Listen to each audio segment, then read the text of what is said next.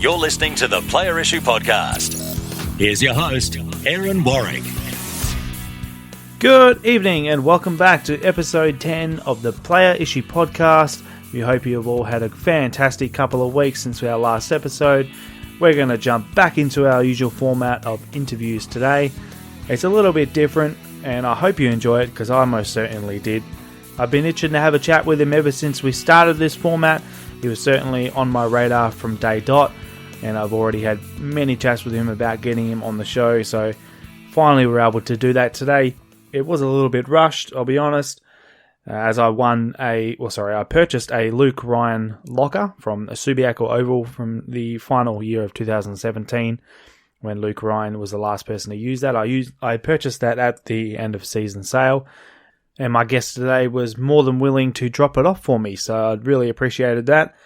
And as a result, we sat down and we had a short chat. It did only go for about 35 minutes, but we will definitely be having part 2 in the future. He was a little bit nervous. He told me he wasn't too sure what he was going to say or what he was going to talk about. I told him he'd get right into it as we went along, and that certainly did come to fruition. And I think you will hear his enthusiasm and his excitement for and passion for football. Someone who's actually within a club, which is our first guest from within a club. So fantastic to have him on, and I thoroughly appreciated him coming in and really enjoyed the chat with him. He actually drops a couple of exclusives for the show, so that we are really, really thankful. We do know that, of course, there are certain restrictions of what they can say, so we really do appreciate any time they're able to drop some exclusives for us and for our listeners, of course. So I think you'll all thoroughly enjoy our chat with our guest today. He does actually ask for some feedback and some opinions from our listeners, which I think is something really, really, really good for us as collectors, as to get involved within a club environment. So I think that's a really great thing for all of us out there as match-worn and player issue collectors, that we can be involved at a club level and what's going to happen there in the future, even just a small way, but just something that makes us feel like we're all involved. So anyway, we're going to jump straight into it. We're not going to muck around too much. He was only a short chat, as I did say, purely because he was getting himself ready for Fremantle Dockers Night of Nights, the Doig Medal this evening, which I've been watching in and out tonight as I've been ready to record this open. And there's actually 16 rounds into the Doig Medal, with Nat Fyfe leading Michael Walters and David Mundy. So I will bring that to you in the close as who actually wins it, and it's been a rather exciting watch. I've been watching it in stream, so that's been really cool. I haven't done that before, and not sure the club's done it in that particular way before for the whole event, but it's been really exciting to watch. So hope all of you out there have enjoyed the off-season so far. Congratulations, obviously, go to Richmond Football Club. Absolutely smashing GWS. So for all the neutral, is probably not the greatest grand final we've ever watched, but that happens, unfortunately, and I'm sure GWS will be back and more powerful than ever in the future. So without further ado, we're going to jump straight into our chat today with Craig Evans. All right, Craig, how are you, mate? I'm going well, thanks, Ez. Thanks for having me. It's very exciting to have you. I think I've been talking about you on the show since its inception, actually. So I think I'm excited to have you on, and I know all my listeners will be excited to have you on and share some of your thoughts and stories that I'm sure you're going to have some tremendous ones for us. Yeah. So for those who aren't aware who you are, Craig, what is your job position? So I am the senior team store manager at the footy club, at the Freo Footy Club, and I've been there a very, very long time now, coming up 17 years. So I've seen the good, the bad, and everything in between. There's been plenty of all of that. Yes. So 2003 is when you started, is that right? That's right, yeah. The year that David Mundy, Paul Duffield, Ryan Murphy, and Adam Campbell came to the club. Right, there you go. Yeah. Okay. That's some insight for you. So obviously you dropped a really good name there at the start. You got your good mate Dave Mundy there on your left-hand side as well. Yeah, I can see the great man looking at me. He is everywhere in this house. Yeah, I've noticed. But, a lot of that comes from you. So, yeah, I appreciate it. So, 2003, so it's been a long time. Have you been in that sort of position ever since you started at the club? Yeah, it's a story how it came about. Grew up supporting Fremantle, a really passionate supporter, and all I ever wanted to do was work at the club. Back in the day, there was a program called AFL Traineeship, which I was lucky enough to get a part of. I actually started the club's first retail store as such. There was one at Market Street in Fremantle before that, but we never had our own identity when we moved to Fremantle Oval. So went in as an AFL trainee. I remember painting the walls in the shop and putting all the decal up and getting ready way back in 2003. And yeah, we've come a long, long way since we started. Yeah, massively. So what was your first position? So I was an AFL trainee. I did a couple of days a week, and part of that traineeship program was going to do business management through TAFE, if you like. So I got a Cert 3 in business management, and ever since then, just onwards and upwards. So then got full-time work at the club, and then was lucky enough to become team store manager, and in more recent years becoming more of a senior figure, looking after more of a broader operation at the club, which in recent times, Aaron, I'm sure you're fully aware of it, is our digital space and online. That's an area that we're investing quite heavily in because people want to shop online these days. That's true. I mean, obviously I work in retail as well, and I've got the same sort of thing where your kind of online click and collect business has almost taken over almost your customer shop base. So. Absolutely. And then, I can give an example of that. Our recent Nat 5 Brownlow range, I would be confident in saying probably 40 or 50% of our orders are all click and collect in store. Yeah. Click and collect or online delivery or a bit of both? Bit of both, yeah. Do you find most people do online delivery now? Yes. Yeah. Yep. It's weird, isn't it? It is. It's just, it's the way people want to do it. So we've got to evolve and adapt to that. We have a lot of challenges in that space as well with mass market. Your Kmart, Target, Best and Less, they all stock our product as well. And it's product that we can't stock in our retail store. So that does present challenges, but makes us realise that we need to do our club exclusive products, which we focus quite a lot on too. Yeah, absolutely. So obviously your roles developed as a lot as you've gone along. As you've mentioned, you've now moved more into a more operational role, which I've noticed as well. Yeah. Obviously people have their preconceptions about team store managers and things like that they don't know anything. I know a lot of the forums at the moment are saying, with the Bulldog sale on today, that they were all calling out the team stores and asking what was going on and what was happening with the sales, and saying that the team store manager had no idea, they don't know anything. Now, I know a lot of that is kind of backdoor type stuff. You're not told a hell of a lot from the footy department, etc. But I know your role. I think you know a hell of a lot more than most people would actually believe. Yeah, look, I'd agree with that. I work quite closely with our property manager and his assistant, and we'd planned and prepared for this 4 or 5 weeks before the actual event itself. So going into it, we knew exactly what we had and what we could offer. And I guess working closely with Paul, not just during the sale itself, but throughout the season with all his ordering. When a player jumper gets ripped, we need to order it in. So we have a really good working relationship, and I think it sort of transpired into our sale, which we tried heavily to communicate on our social media channels. And we did get people ringing up during the week. We have people that are over in Melbourne that'll probably listen to this podcast as well. That we try and service them as best we can. Yeah, definitely. Shout out to Vita. Yeah, how are you, Vita? So I just heard your voice many times, and bit of a different platform to hear it. Yeah. So up this sale that we're alluding to, obviously Freo had their end of season sale last week, rather, or 2 weeks ago now. 2 weeks ago. Yep. I myself was there, as you've heard on the last episode, and spent a small fortune. I got what most people would call an actual collection from it. Now, what goes into something like that? I know that it only started in the last couple of years. How did it come about? Yeah, so the club a few years ago decided, our board and our execs, that we wanted to give our staff the opportunity to come up with innovative concepts and challenges. And I was lucky enough, with our property steward and his assistant, we came up with this locker room sale, and we can't take all the glory for it. We got ideas from Perth Wildcats and obviously Port Adelaide Footy Club, and we decided that it was time to give our members and supporters the opportunity to essentially have a player issue top or a pair of shorts or whatever it might be. So from the idea that we sat down and thought about, we prepared a idea and a concept to our board. We went and presented to it, and they really, really embraced the idea, and we actually came first in the innovative challenge. From there, we executed it, and last year was our first sale, and I guess onwards and upwards, and I think this year we've achieved that again in success. Most definitely. So just actually on that, so I know you're saying that we've come up with all these ideas, we've done this, we've done that. However, I think you don't give yourself enough credit.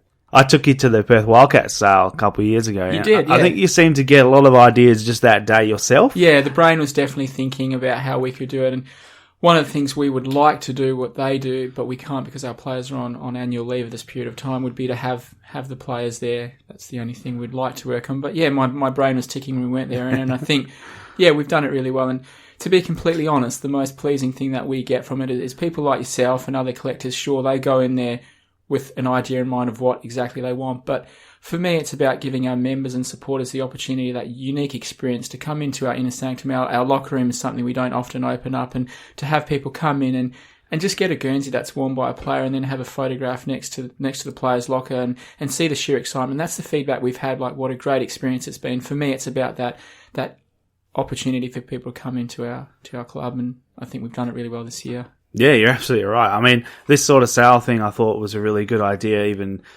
for myself, I was thinking just in the shop or just like some hangers out the front of the shop or whatever. But to have it in the locker room, that's probably one of the smartest ideas that I never would have even thought of.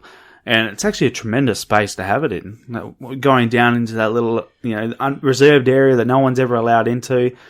It's very exciting, and seeing all the lockers, and it's just actually a really nice space to have it because there's plenty of room in there as well. Yeah. It does get a little bit warm, however, but it definitely does. I don't know if that was because I was spending so much money that I was sweating a bit, but I'm not sure what your partner would say about the money being spent, but yeah. No, I think you know all too well.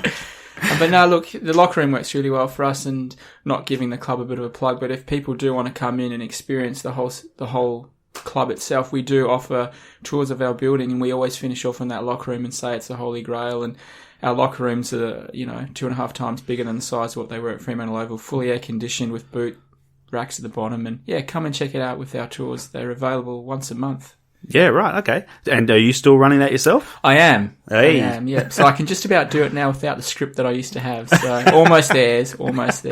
Well, there you go. So if you want to get shown around by a celebrity who's been on the Player Issue podcast, come and see Craig at the club, and he'll take you on a tour of the club, which is actually very exciting. I will be doing it myself at some point. I have been able to see a lot of it now without that, but I want Cargo to run me through a tour, so that'll be really cool. We'll make that happen. All right, so obviously what we're here for is we talk about jumpers and, I guess, collections. Now, you're a bit of a funny one. You have a bit of a collection yourself, but you don't necessarily collect much footy stuff. That's right. What do you have in your footy collection? So I get asked that a lot, and obviously you know what my background is with collecting. I collect Australian cricket shirts and Zimbabwe cricket shirts, generally match worn, but also a bit of player issued. But that being said, I do have a small collection of Fremantle Docker jumpers, which I don't generally talk about or share, but happy to do it in this forum because it's quite fitting. So for me, it's about telling a story. Been at the club for 17 years now. What I like to do is have a jumper from every period in time that I've been there. So I think I've got around about 15 jumpers or so in the collection, and I, as you know, and I like the long sleeve version, so predominantly all of them are long sleeve. But just to tell a story when I do finish up the club, whenever that is, I can sort of look back in chronological order and then tell the tale of what I have. Yeah, nice. So yeah, you mentioned that it's not really necessarily about football for you as far as your actual passion is concerned, but it's about cricket. Yes. So let's talk about your cricket. Yep. When did you start collecting cricket shirts? Oh, it would easily be 15 years ago, I reckon now, but regrettably I went through a period where I lost the passion and I sold off a lot of what I had, and obviously you know the story about that, and then would have been 7 or 8 years ago, got the passion back and really went aggressively and hard trying to get as much as what I could, and you've certainly been a good person to help me get stuff along the way. And born in Zimbabwe, so keen to grow that collection as well. That is becoming a little bit harder to get, but at the moment, I've got a couple more to put into the collection, but around about 102 garments. Wow. I did not know that. Yeah. So that's impressive. And the cricket stuff isn't exactly cheap either. I know you can pick up some footy stuff sometimes cheap, but cricket's not all that easy to get cheap stuff. It's not, and obviously you know a bit about it as well. I think it depends on the market. At the moment, it's pretty much a buyer's market. There's not as strong demand for it, but that being said, there's still $300, $400, $500 price tags on a lot of what we see on eBay, and you know that as well. Yeah. But then there's always that one that pops up, and you've got to have it. Get it. I'm still looking for that special one, which is the Western Warriors Feeler sleeveless vest. And I believe there's one out there of yours, Aaron, but we can't find it. Yes. Thank you, Mother. So I did play a couple of preseason games for the Western Warriors back in my young fit days. And I did have a couple of one-day shirts and I did have at least a vest. And I know I had the tracksuit because I wore that everywhere and I wore it out completely. So that's gone in the bin. I know that because they were destroyed. But yes, my vest is out there somewhere. If anyone finds a Western Warriors vest with a Warwick on the back, please return it. And there was a person that did play with the name of Warwick. So don't just think it was some moron just put some random name on there. It was mine, but you probably will never find any information because it was only preseason and no one cared about preseason games back then. But I did play with the likes of Adam Gilchrist and Langer and Hoggy, and yeah, it was a good time. Yeah. So it would be nice to have some of that back, but it's gone. So yeah. But yeah, one day we'll get Craig the elusive feeler. We will. Warriors top. So if anyone out there, I know there are some cricket fans out there listening to this as well. Hook us up. Anything cricket, player issue, matchborn. Craig will be interested in, but thank you. Specifically feeler. But I suppose we better get back to all things AFL, is? I guess, yeah. I mean, I could talk anything all day long, but especially anything to do with matchborn player issue stuff. Yeah. But back to AFL. So obviously the club's been a bit of a rough period lately.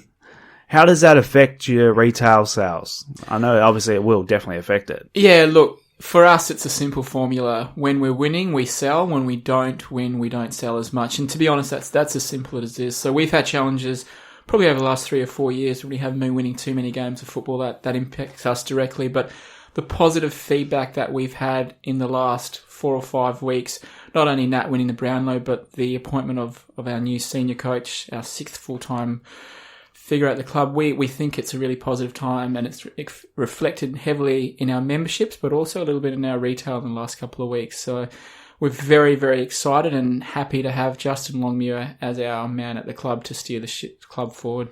Absolutely. I'm very excited. I did love Ross. I think I was one of the ones who were extremely excited when he came to the club. You were. But I think it was time for a change. And the fact that it has gone to a more young, I guess a young, fresh change, it's nice Absolutely. to see. And I think it's going to make the younger players maybe a little more comfortable, I don't know. But I think it's just going to be good, refreshing around the whole club. And yeah, I was about to say that word, refreshing. He's young and he comes with his own new values and beliefs, and a change is as good as a holiday. And yeah, well said, Aaron. Credit due. Ross did a fantastic job for the club over a very long period of time, and we wish him all the best, and hopefully he can get back into coaching at the top level. Yeah, most definitely. He'll end up somewhere for sure, doing at least assisting, you would think. Yeah. Anyway, so obviously we've talked about the retail side of it. Yes. Now, you're heavily involved also with the auctions side of it. I am, yes. Now, how are you involved? What goes about an auction? How does it come? Where does the jumpers come from? Where does it go? Inner workings. I don't know really anything about it. We'll talk about the whole thing. So I've been doing auctions, it'd easily be 10 or 12 years now. And during that period, we wanted to have something on our auction site all the time. That was what we worked towards. And we found over a long period of time, it saturated our market a little bit and it diluted the value of what we could get for our products. So now we focus heavily, Aaron, more on our event Guernseys. So obviously you keep an eye on our auction. We do 2 or 3 main ones a year. So this year we've had our 25-year event Guernsey, our retro jumper and our Indigenous round jumpers, and we are only auctioning off pretty much the match-worn ones to try and get our maximum dollar value for it. So we previously had banners and smaller type items, but because we have to pay the players a royalty for auctioning it off, in the end of it, there's just not a lot of money to be made. And in some cases, we actually lost money with an auction by the time we paid our licensing fees and the fees for STG Sports, who managed the platform. It was just becoming harder. So as I said, we've cleaned it up a little bit now, and we just do big 3 or 4 auctions a year. Yeah, I think that's a major point that a lot of people don't understand when they're on the forums and they say, oh, why don't they put up this jumper? Why don't they do this? It's because they don't understand what actually goes into it and what you guys actually have to pay for it. There's a lot more than people realise. I mean, I can't go into an exact dollar value, but our player jumpers are a lot more than our retail jumpers in terms of manufacturing. They're actually a really expensive garment. So by the time you factor that in, the 10% licensing that goes into it, the player profit from it, there's not a lot of money, but yeah, we try and be a little bit more smarter the way that we do it now. And yeah, if you've got any ideas, we're always open hearing them, and I know it's a discussion we've had off air about our jumpers not being washed. But yeah, if there's any listeners out there who have feedback or suggestions, we're more than happy to listen. Yeah, for sure. I know you saw the poll that I ran a couple of weeks ago after we had a discussion about some of the jumpers maybe not hitting their max peak and why that is, and especially the retro jumpers. It kind of really surprised me. Yeah, I agree. On the pricing. I agree. I expected them all to go quite heavily because there was not just interest in the Freo market. There was interest across all collectors. Yeah, it surprised me a lot, and even in our locker room sale at the end of it, I mean, we still had 15 or 20 garments left, and that really surprised me because we thought it'd go really quickly, but it didn't. So yeah. I'm not sure why, Aaron. It was the first thing I did. I ran straight to the retros because I thought, okay, these are going to go real fast. I need to get as many as I can, as quick as I can. Yeah. Went back at the end of the day.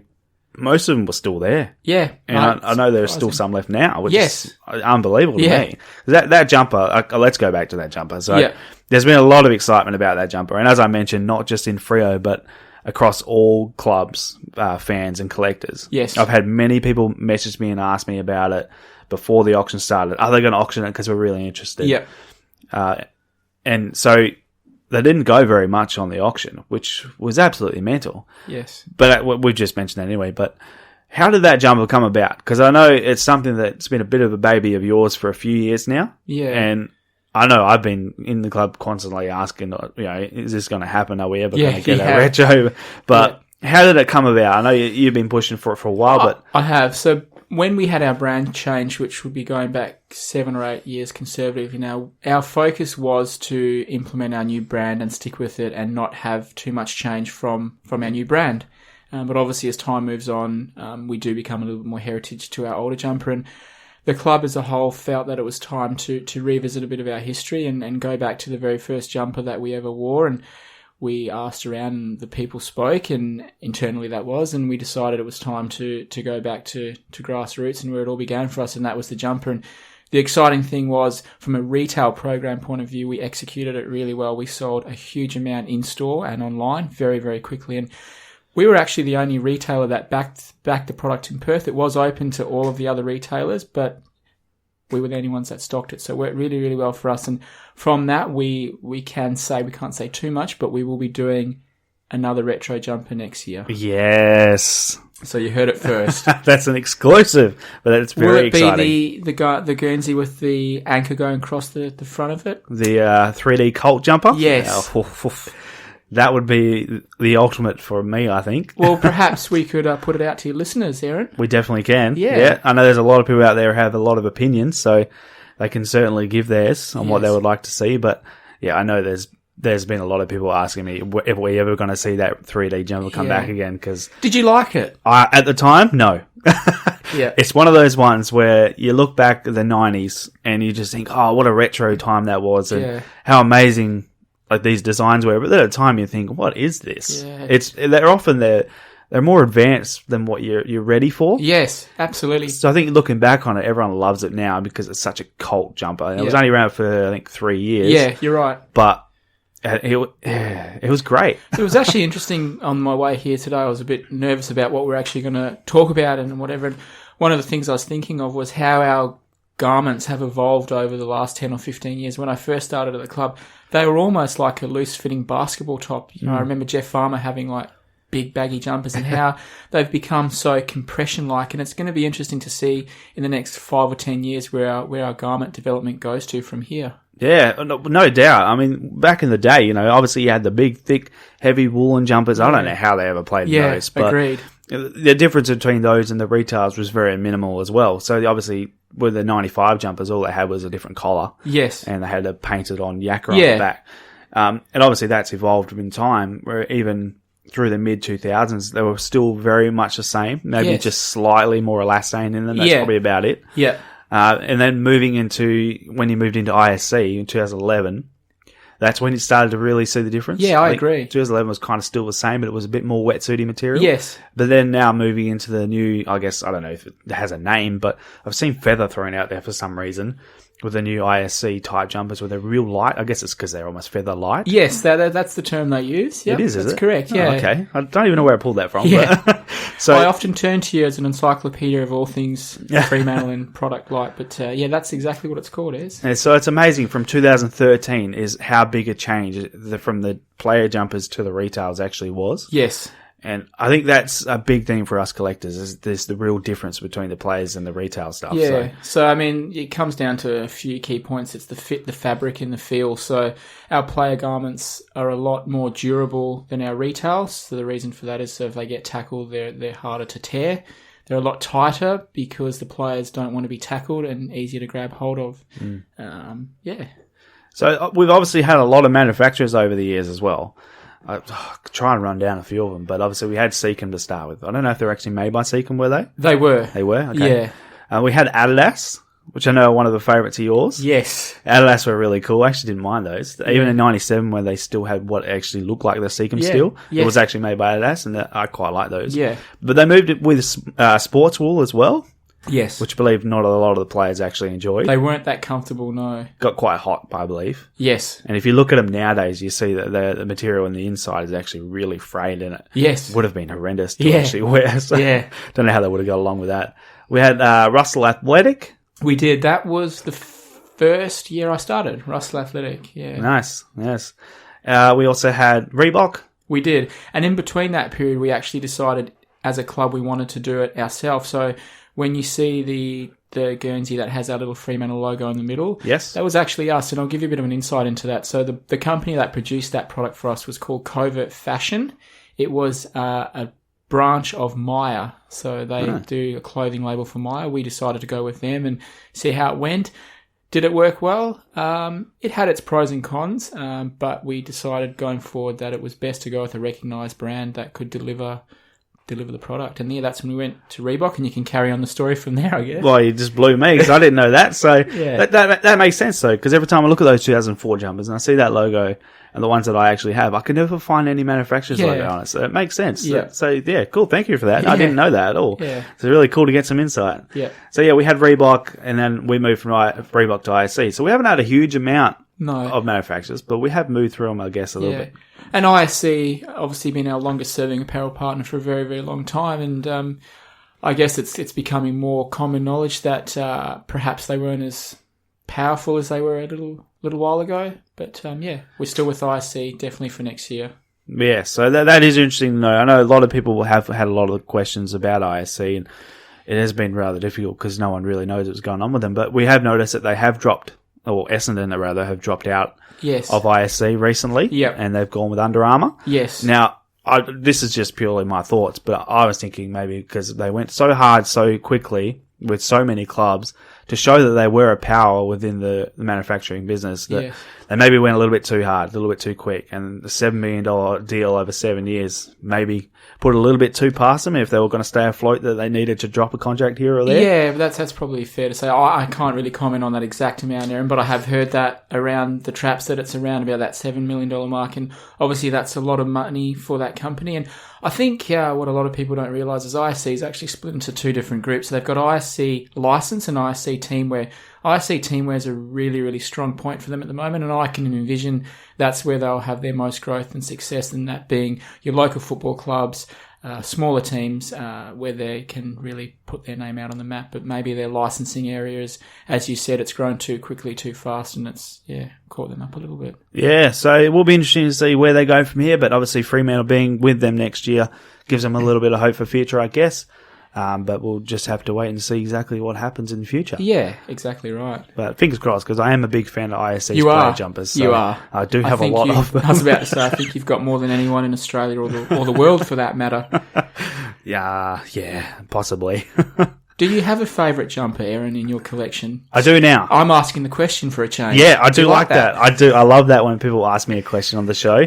It's rather few and far between, because I've run over questions in my head constantly, and I just get lost sometimes. But no, I love it when people throw it at me. And I have mentioned it previously on a few episodes, but I would not have been able to tell you at the start of the year what my favourite was. I probably had multiple favourites. Now I have a clear and outright favourite. Yep. And I reckon you probably know what it is. Is it the thing that I'm looking at behind me? No, it's not. Oh, no. right. It's in my jumper room at the moment.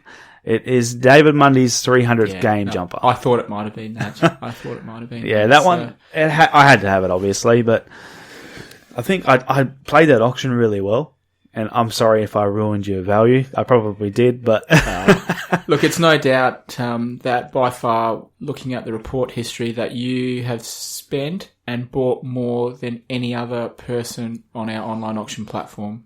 That's... So we appreciate everything that you do for the club, Aaron, and you're really, really passionate and keen, and it's good to have you on board. And I was actually thinking, it's been a long time since we met, probably 10 years ago now, I would have thought. I'd say about that, yeah. Our friendship's grown along the way from a passion that we both share, which is exciting. Yeah, for sure. Yeah. So gone from my emailing you constantly and annoying the shit out of you. Yes. To, are you allowed to swear on the show? We are allowed to swear, yep.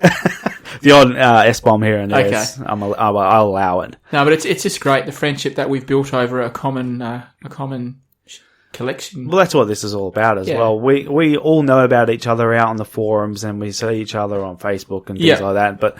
we don't have a way to, share our passion personally. Yeah. But this is the passion that we've been able to share personally, and we've become friends. Yeah. Because of that. So it's the same thing with all you guys out there. You can all get together and share your collections with each other, and you can make some really good mates out of it. I know a few of you already have. So that's what I really enjoy about the passion, is having friends come of it. And I definitely have a lifelong friend in you. Absolutely. Right back at you, yes. And I guess we often get asked the question, why do you need so many jumpers in the collection, and why have you spent so much money on it? And I guess you've hit the nail on the head a lot of times. If it makes you happy doing what you're doing and you love it, then what's the issue? That's right. I mean, I would have thought that I would spend $4.5, or I think it ended up being just over $5,000 after I ended up coming back and buying a few more. Yeah. But I would never have thought I'd spent $5,000 on some material in the last couple of weeks. Yep. But yeah, you're absolutely right. It makes me happy. It is my drug. Yeah. I'll never do drugs. I've seen my family members go down a horrible path that they've never been able to back out from, and I've lost close mates through depression. So there's no way that I would allow myself to become like that. And the way that I can envision myself or help myself is purely just to find my passion and my hobby, and this is it. Yeah, it makes me happy. Your name is becoming more synonymous in the collecting world. A lot of people do know who you are now, despite that someone thought your partner was Aaron last week at the locker room. So we've cleared that up. But yeah, a lot of people know who you are out there now, Aaron, and you're a good role model to the collecting world. I appreciate it. I very much appreciate it. I don't think I'll be going anywhere in a hurry. So, so we'll wind it down with a couple more things. I know people like to hear a bit about the back end of things. So when a jumper comes off the field, where does it go? What happens with it? I know people will see it get taken off. Sometimes they have to get taken off by people. Yeah, so it just... Yeah. Yeah, sorry, go on. It just depends on the type of play, but generally the guys will come off. Some like to change them each quarter. Because of the GPS pockets now, our strength and conditioning and sports science staff will go around and pull those garments off and replace the GPS pocket into the new one. Other guys don't generally like to change the jumper at all. They'll wear the same jumper all the way through the game. At the end of the game, they will take them off, and our property steward then puts them into a little Hessian bag, if you like, and they'll go in his property van back to the club. They normally get washed the next day, and I know we've had a lot of discussion about why our Guernseys aren't washed pre-sale, and we might look at changing that in the near future. But yeah, they do get really smelly, so they're generally washed as quickly as they can. And give you a little bit of an insight. So before, when we were at Fremantle Oval, we had a third party do all of our laundry for us, but now at the new Elite Coburn facility, we actually have our own fully commercial laundry, if you like. So it's all done in-house. We have 2 huge big gas heater dryers that are, commercial size, and we do all our washing in-house, and that's normally done the next day after a game. Yep. So when you see a jumper get ripped on field, do you get excited and think, oh, here we go, this one, some for the auction, or... To be honest, I don't, Aaron, but I'm sure you and a few other people do. And we did do that. I think there's been a couple of times when we did Ryan Crowley's one and a few others. They escape my mind from now. But David Mundy. Sorry, David Mundy. But there's a Fife one as well. There was. Went for a fair bit, I think. I guess people want to know what we sort of have in terms of how many jumpers we have for each player. So we have 2 jumpers. Obviously our clash and our home. Each player has 4 jumpers ready for the game. Yep. Which gives them the opportunity to change at each quarter. If a jumper's ripped, we normally place the order on the Monday, and it takes around about 2.5-3 weeks for IC to produce that garment for us as a priority one. Yep. And they'll come from Fiji, don't they? As far as I know, the Fiji production is still going, but it's looking more towards China in the near future. Right, okay. Is that for retail and players? Yes. Yeah, okay. Yeah. Because the retail comes from China, doesn't it? That's correct, yeah. And I think the reason was they had some really bad storms and rains which affected their Fiji factory. I'm not sure they've ever got back to full production to where they were, but don't quote me on that, but I think that might have been the case. Yeah, okay. Okay, so also there was a jumper that I know I got very excited about, and I messaged you immediately during the game. I messaged the player during the game, and I messaged my close mates in the collecting world about this jumper. As soon as it happened, there was a white Indigenous jumper this year that got a hell of a lot of blood on it because David Mundy was punched in the face. Yes. Came back on the field about 10 minutes later wearing number 23. Yes. Now, I got super excited about that because you don't see that often. I think I actually had a message from you during the game. You did. Was it? 100%. Yep. Probably 30 seconds after it happened. Yeah. So you don't see that often at all where a player will come out wearing another player's number. Now, I got asked, why? How did that happen? How do they only have the one jumper on hand, or do they only have one or two jumpers per player for the Indigenous jumpers? Only 2 jumpers for that program. It's a very expensive exercise to have our event jumpers, so we don't go more than those 2 jumpers, Aaron. Yeah, it makes sense. Yeah. So what happened? They left the other number 16 at home or something? I can't comment. I actually don't know the answer to that. Well, it looks very pretty in my collection, so I'm very happy to own both number 23s now. Yes. So I'm stoked about that. Yeah. I have a question for you, though, Aaron. Go, shoot. I hope I can answer it. When David decides to call it a day, whether it be next season or the one after, or possibly the one after 10 that, years for now. who becomes the new David Mundy? Will there be a new David Mundy in your collection? Because people know you as Dynamite Dave's biggest fan. I made that up, but it's quite good, isn't it? Dynamite Dave. I like that. I don't know. No? I haven't thought of that. I haven't got another... Well, I have. I've got probably more of Fife's as a second favourite jumper, but that's purely because it's Fife. But let's be honest, he's not cheap and he's kind of not that easy to get a hold of. Yep. He's also not as accessible as Dave is. Now, Dave is a tremendous bloke. As far as I can talk to him easily, yes. Yeah. Obviously, Nat's a very sought-after person, sought-after player, so he's obviously going to be a bit more reserved. You're not going to be able to get to him as easy. But I think that's the whole reason, is because I became friends with Dave to begin with. Yep. And that's what kind of brought along the collection as far as Dave's go. Yep. If I was to, become friends with another player, maybe that would happen, but I don't know about that. Okay.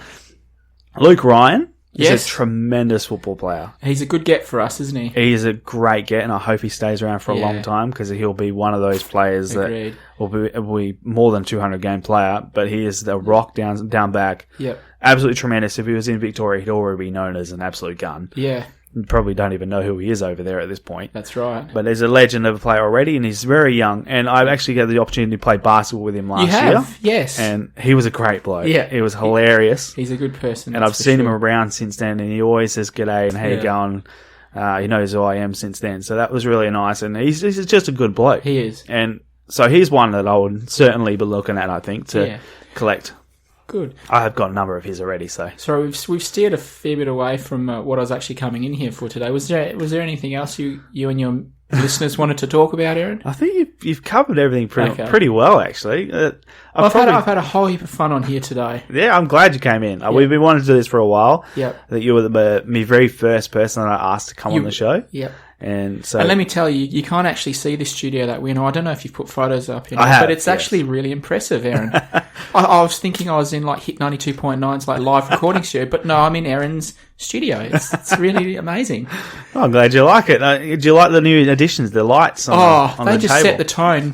Forever Freo.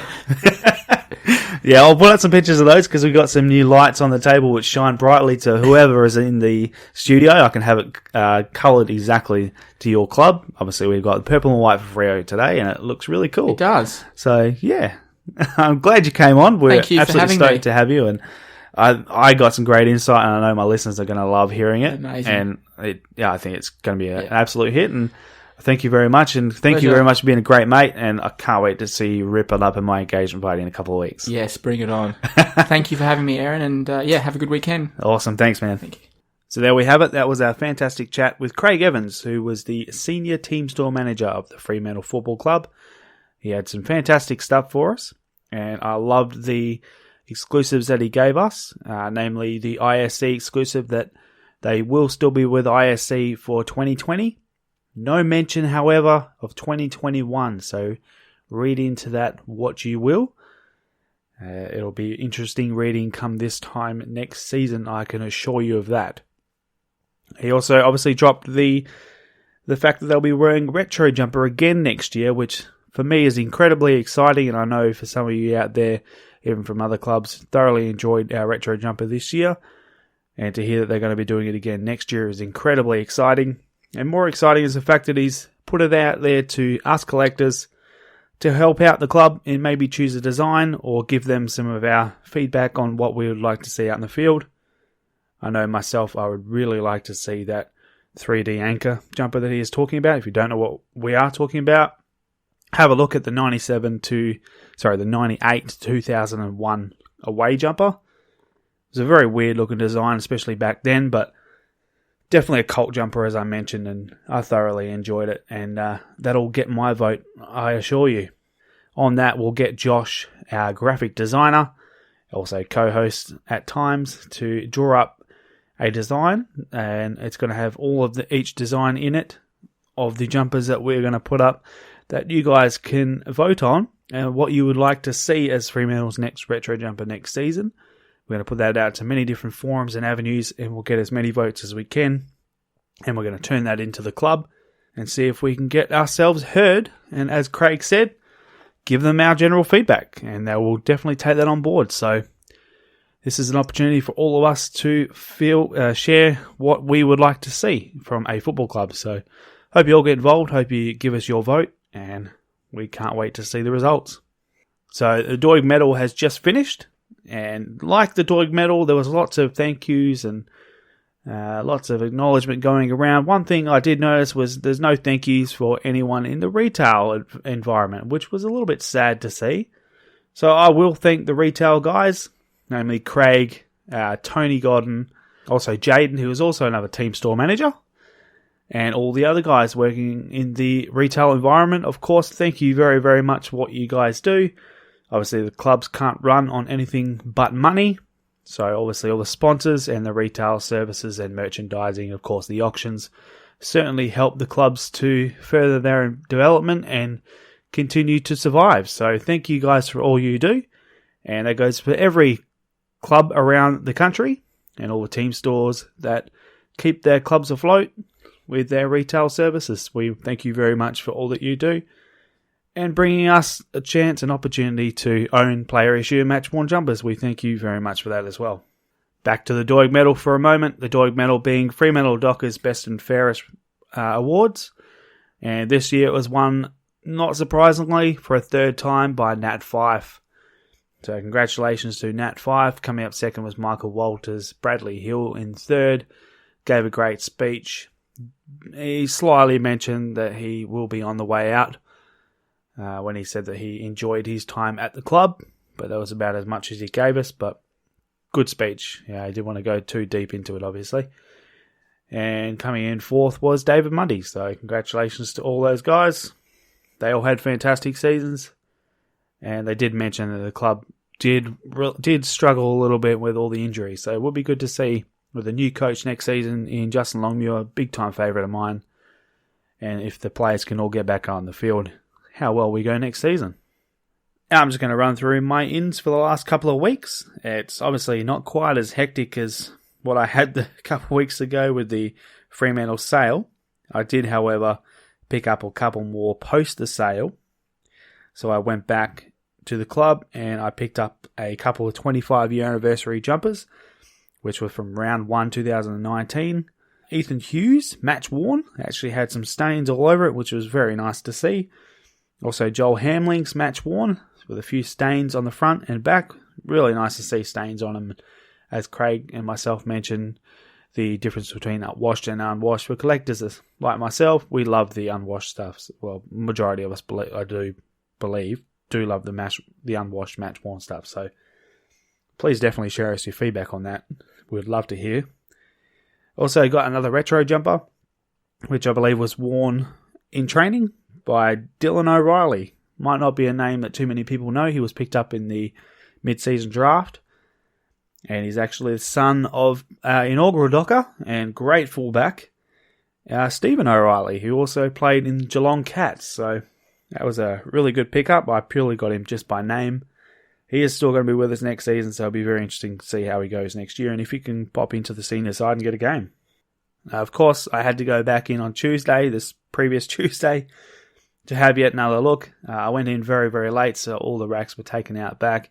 Thankfully, my good mate at the club, Craig, he allowed me to go out the back, which was really cool, and sift through all the jumpers that they had sitting out there. So that was a good fun time, but I only had 15 minutes to look through probably about 70 to 80 jumpers, so didn't have much time, but I did pick out some good ones. I got Brandon Matera's player issue Indigenous jumper from this year, the Purple Home. Got a Reece Conker away match worn, which is really cool. And I also picked up a tremendous jumper, which even though he's no longer at the club, this one is really special. I didn't know it at the time, but I had to pick it up just purely because it had a little tear in the collar. And I thought this would be nice if I can photo match it. And it turns out it actually is a match-worn jumper from round 22 and round 23, as I was able to photo match it rather easily with a little tear on the collar to both of those games. Interesting that he actually wore this in both of those games with a little tear in the collar. Maybe he'd worn the other one so much that it was completely worn out. And this is the only jumper he had left. But interesting enough, this is the very, very last jumper that was worn in Fremantle Dockers colours by Lachie Neale. So, very sad to lose him to the Brisbane Lions. He had a fantastic year this year. Obviously, he's been brilliant for us at Fremantle. Probably a little bit unheralded at times, unfortunately, but he was a fantastic player for us. And to have his very last worn jumper for Fremantle was something very special to me and something I'll hang on to forever, I would say. So I love picking that one up, and it's fantastic when you can photo match a jumper, and just those little tidbits and stains and rips and tears and things like that make it really easy. And yeah, it was really great to see. Also, rocked up, I mentioned it in the previous episode, Blake Cook managed to pick me up a jumper from the Gold Coast Suns auction, and that arrived yesterday. So it was 2019 Isaac Rankin player issue, the home jumper.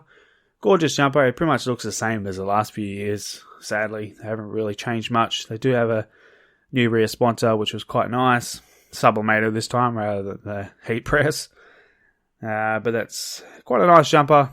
Very hard to photograph, so I have photographed it. It is on my AFL Guernsey collection page.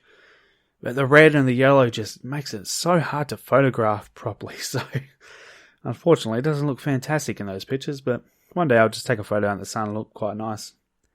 And he also chucked in a pair of Peter Wright's match-worn shorts, home shorts. And that was really nice of him. Didn't know they were coming, so thank you very much for that, Blake. That was a really nice surprise. They're really nice shorts, so thank you very much. Obviously, Peter Wright's, it does have the number 30 written on the inside of the tag, so that was really cool to see as well. I had one more in, which is still on the way. And I actually picked this one up 2 days following the grand final.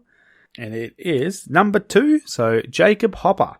A GWS 2018 home player issue jumper. And that one went for $103.50. So really cheap jumper. Jacob Hopper is a really, really good player. I think it could be something really special pretty soon. If you have a look at his stats for the last couple of years, he's up there in the 30s nearly every game. So really good player. He just seems like a really nice kid as well. So I was pretty happy to pick that up. I did get that in front of Clint from episode 5, I believe. Sorry about that, Clint, but he did manage to pick up the 2017, so he's pretty happy to get that. And yes, can't wait to get that one in the mail. Thank you very much. That is my ins for the week. Now, what have I seen as far as eBay, Gumtree, anything else that I've seen for sale? We've actually seen heaps in the last couple of weeks. So I'm not going to go through everything because it's going to take me forever. So I'm just going to go through the majors. Now, one of the things that I mentioned on the last episode was the Chris Judd. I believe it was 2013, 14, something like that. I can't remember exactly. But it was a Chris Judd match, worn, had stains, and it was a gorgeous looking jumper. Now, that went for an extraordinary amount of $2,511. insane. But it's a great jumper, I'll give you that. Does look fantastic, and if you have a spare $2,500 sitting around, you've done really well. There's been a few X-Blade jumpers going around. I reckon this guy probably works for X-Blades or was able to get to the factory and pick up a whole heap, probably very cheap. So there was a few St Kilda Maddie jumpers floating around, which was the purple stripe, replacing the red stripe. There was a number 18 go for $91.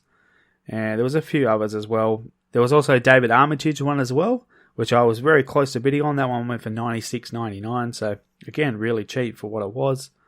There was quite a few more St Kilda jumpers, but I won't go into them all. But they all ran about the same, about $96 to $97 around there. There was a 2019 a China jumper from St Kilda as well.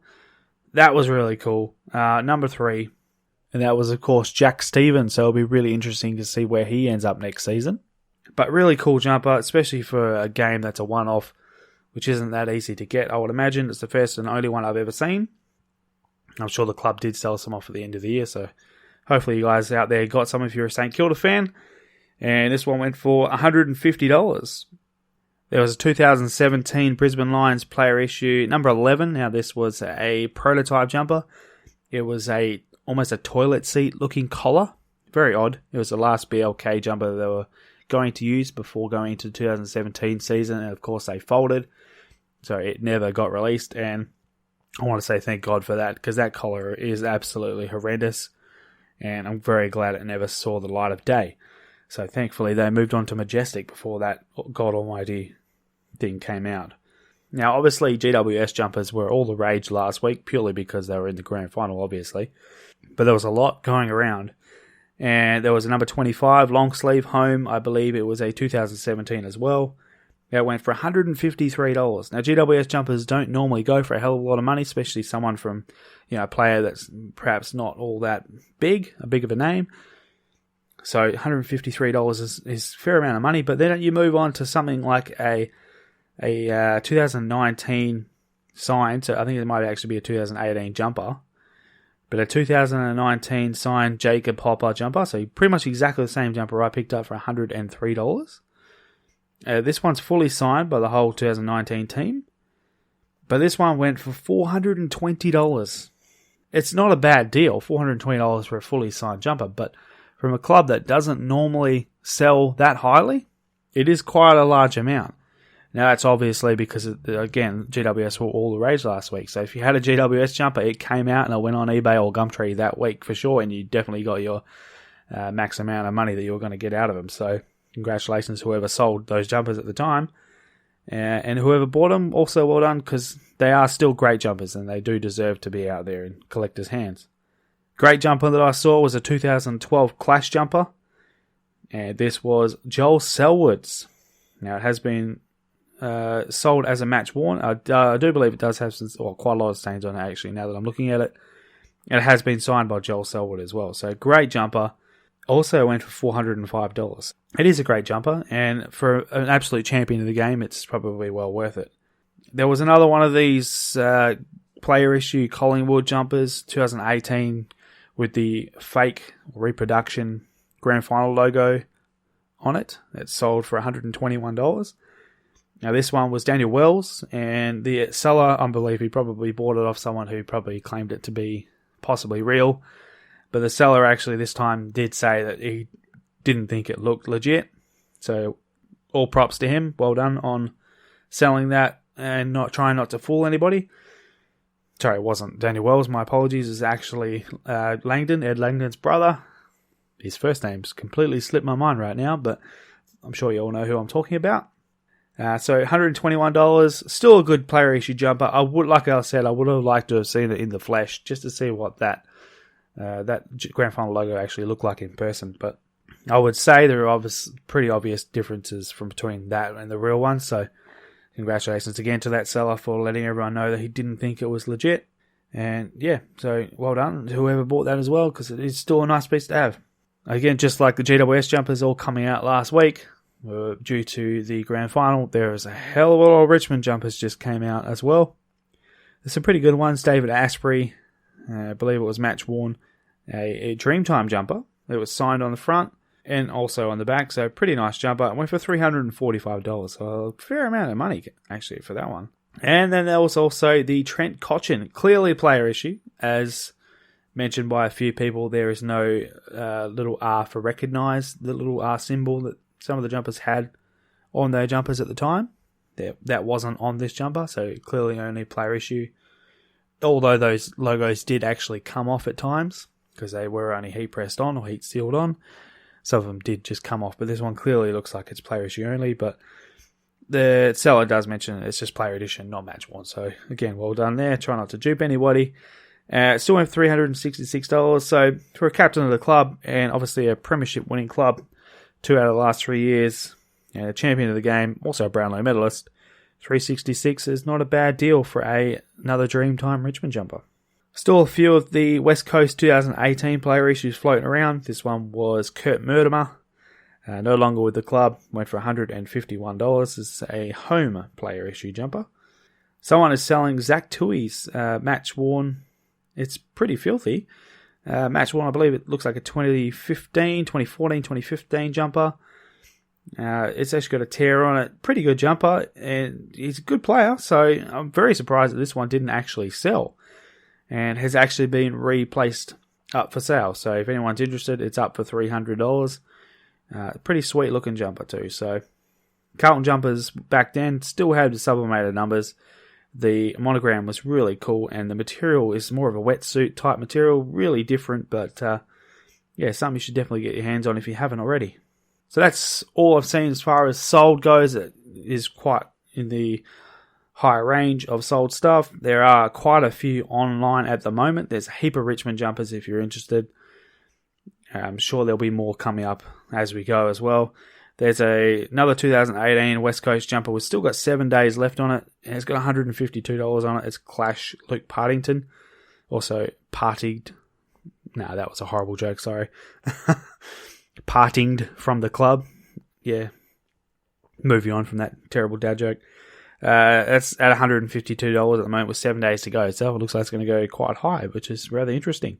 There's a 2016 Jake Snadden Indigenous player issue West Coast jumper. The yellow Indigenous jumper, number 41.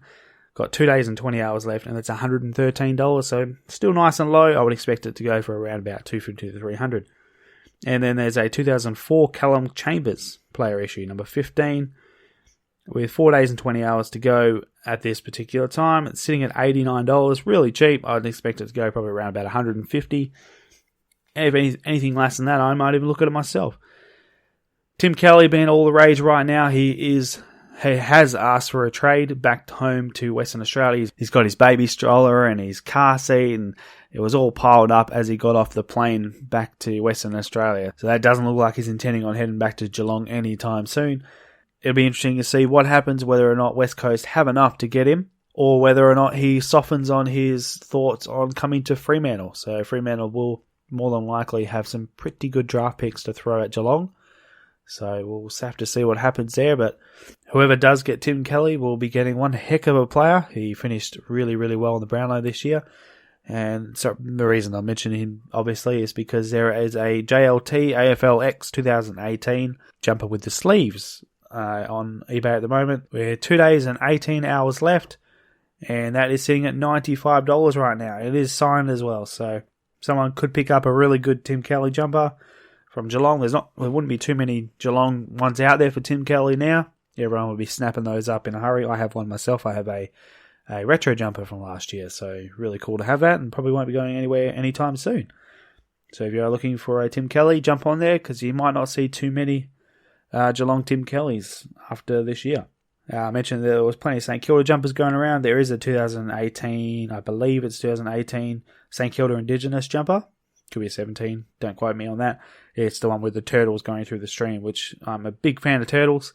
I have 2 turtles myself, so I quite fangirled when I saw this jumper. So well done St Kilda on this design. So if you are like me and you do like that design, then check that out. It's also David Armitage, and it's $89 with 1 day and 19 hours to go. And it just finished it off with another Richmond jumper, Josh Caddy, 2016 I believe, 15, 16, somewhere around there.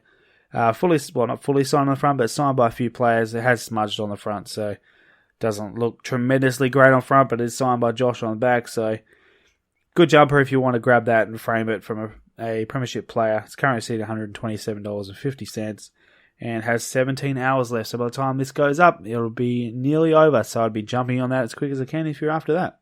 So that is all the ins and eBay sales that I have seen this past 2 weeks. Now obviously there are a lot of club sales, end of season sales and auctions going on at the moment. Obviously Fremantle had theirs recently. Port Adelaide had theirs last week.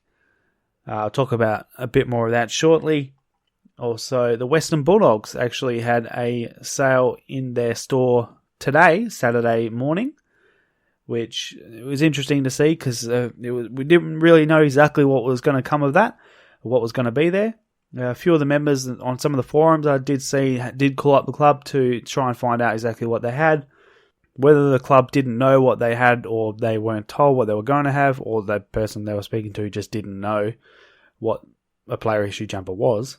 Or what I would like to think is that some of the smarter collectors out there were keeping it to themselves as to what exactly they had, and they were telling people that there would be very minimal amount of player jumpers, only a handful from what I could really gather from what they were trying to tell people, so they could keep others away from the sale so they could maximize what they were going to grab.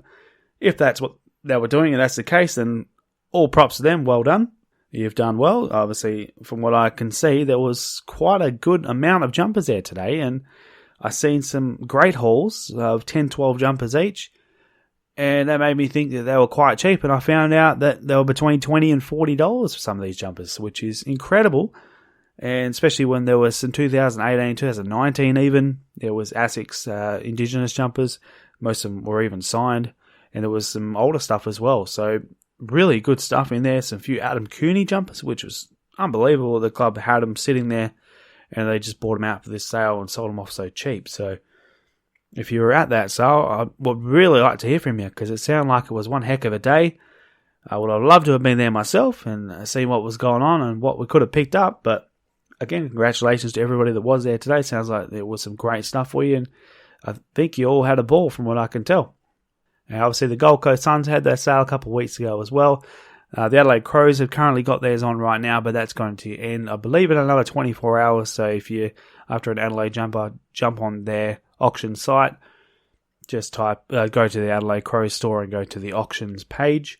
You'll find the home, away, and the long sleeves all on there. So some good stuff. If you're a Josh Jenkins fan, who clearly won't be at the club next year, his jumpers are going pretty cheap, so you might be able to pick up some cheap ones if you're a big fan of his. I also did contact pretty much every club by email, and I got some good reports back from some of the clubs. Carlton have still got some jumpers left over from their sales. They only have the training jumpers, but they are the blue out jumpers, which they used in games last season. This season they only wore in training, and they look fantastic. So if you're after one of those, check them out. They can be pretty expensive. There were a couple there that are going for $1,000 each, some for $600, and quite a few actually for $200. So if you want to pick yourself up a decent player for $200, get in contact with the club and pick yourself up one, because they are a very good looking jumper, and obviously being the last Nike jumper, you'd want to pick some up for your own collection. I believe Essendon still have a few left over. They were going for $60 each when I was last there, so if you want to get in contact with the club, they got some Anzac and they got some Kick for Kids, the Easter weekend jumpers. So check those out. Good Friday, I believe that actually is, sorry. Check those out. There was heaps there last time I was there. It was $60 each. They're obviously trying to get rid of all their jumpers before their move to Under Armour, which is now official. So congratulations to Essendon moving to Under Armour. Will be very interesting to see their jumpers. Obviously, they will look fantastic, and from last what I saw, they will look very similar to the Brisbane jumpers as far as their on-field stuff goes. Under Armour make great off-field stuff, so I think Essendon players and, of course, their fans and collectors will be very happy with the product that gets produced by Under Armour. The Port Adelaide sale just having passed, there is still quite a lot at the club from what I've heard. So if you're interested in picking up a fringe player, and quite a few different designs, then get in contact with the club or go in if you can and see if you can pick up yourself a couple of jumpers from the power sale leftovers. And that's pretty much it from all of the club sales. Now obviously the big one that I haven't mentioned yet is the Richmond Auction, which I just looked at online, and it is finished, I believe.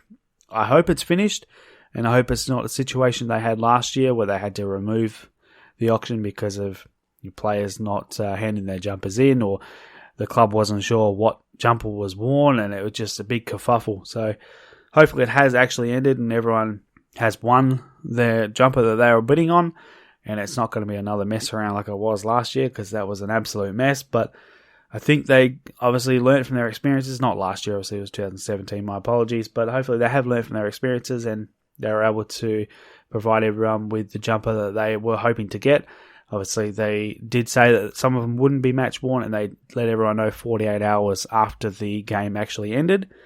From what I could see, majority of them were match worn. So even Marley and Pickett in his first game, that one said it was match worn. So if someone picked that up, debut in a grand final, that would be one hell of a jumper to get. Now on that, obviously there was a lot of conjecture from people on all forums and pretty much everywhere I've seen about the prices and the reserve prices that they went up for. I totally understand why people get upset about some of the prices that they started at. Namely, obviously, Dustin Martin winning the Norm Smith. He was always going to be most expensive anyway, but they did go up before the grand final actually played. So, it was interesting to see that they went up for so much. However, obviously, the club believed that that's what they were going to get for him, so they're more than entitled to do so. So, Dustin Martin's went up for a starting bid of $10,000. But it didn't take very long to get the first bid on it. So, obviously there are people out there who are willing to pay that. Hopefully it went to a collector or someone that deserves it, and not just someone who's going to stick it on their business wall and it'll never see the light of day. So, yes, it was interesting to see how high some of those jumpers went up. But like I say, if the club believes that that's what they're going to get, then they're more entitled to do so. Even if they had started at low, you could imagine they would have been bid very high anyway, and those people that thought they might have been in with a chance at a lower bid, they probably would have been outbid fairly quickly anyway. So even if they thought they might have been in with a shot, they might have been upset that they were being outbid so quickly, and that's the end of that for them anyway. So in the end, is what it is, and if there are any jumpers that didn't get sold, maybe you might see some pop up, but I'd be very surprised if they didn't get sold. Some of the players who haven't even played a game yet did go up starting bid $1,500. Now, everyone think that that's a bit of a crazy amount, but remember, this is the first time that Richmond's won in a long time wearing their home jumper. They wore the Clash jumper last time, so in over 40 years, we'll see them wear their home jumper and win a grand final. I would say that even those $1,500 ones will probably all get snapped up. So we'll see when the results come up on their website, and I would be very surprised if any didn't go. If any did get unsold, rather. But if you were one of the lucky ones to win one of those jumpers, please let us know. And of course, when it comes in, please chuck a photo up on our page. We would absolutely love to see it, as would every collector out there. So congratulations if you did win one. And if you didn't, I'm very sorry. Hopefully you're able to pick up something from this season that you're able to remember. A great season from the Richmond Tigers. Now, this is something I didn't want to bring up necessarily because it was a charity auction. However, it was handled so poorly and it was just so disappointing to see. And you'd think being a charity auction, they would have done it much better, would have been much better organised. However, it was just an absolute cluster. It was very disappointing. I was bidding on a couple of these jumpers. So it's the E.J. Whitten game. So every year they do the E.J. Whitten game in the bye. And this year they sold off the jumpers. At first, they were advertised as game worn. Now, not directly into the description. However, on the homepage, it had game worn jumpers from the game.